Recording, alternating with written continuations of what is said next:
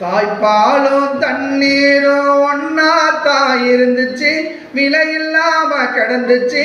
ஆனா இப்ப எல்லாமே தலைகீழா போனுச்சு, தடமாறி நின்னுச்சு.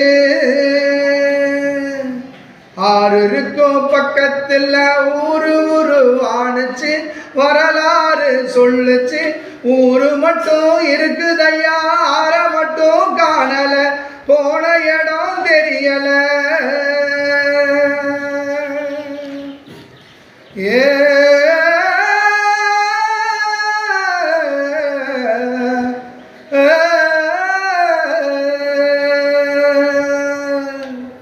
நிலாவுல தண்ணீர் இருக்கான்னு தேடுறோம், ராக்கெட்ட ஏவுறோம், குடிநீர பூமியில வியாபாரம் பண்ணுறோம்.